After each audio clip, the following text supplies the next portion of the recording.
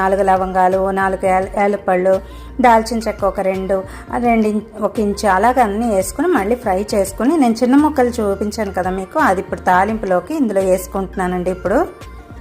మాకైతే ఇప్పుడు ఆ పనిలోకి కూడా మళ్ళీ తర్వాత భోజనంలో కూడా ఉంచేసుకుందాం అన్న ఉద్దేశంతో కొంచెం ఎక్కువే చేసుకుంటున్నానండి. ఇప్పుడు చూసారు కదా, కొంచెం కరివేపాకు, ఉల్లిపాయలు ఇలా మనం మొత్తం వేసుకుని ఇలా ఫ్రై చేసేసుకోవాలండి. ఇది తాలింపు కోసం ఇప్పుడు చూపిస్తున్నాను. నేను గ్రైండ్ చేసుకున్నది ఎప్పుడు యాడ్ చేయాలి అన్నది ఇది అయ్యాక మీకు చూపిస్తాను. అంటే తాలింపు వేసుకున్నాక అది మనం ప్రిపేర్ చేసుకోవాలి.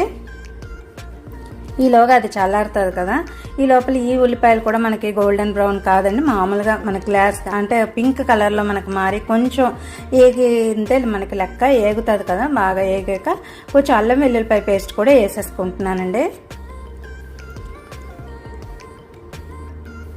ఇంకా అల్లం వెల్లుల్లిపాయ పేస్ట్ కూడా మనం బాగా పచ్చివాసన పోయినంత వరకు మనం బాగా వేపేసుకోవాలి.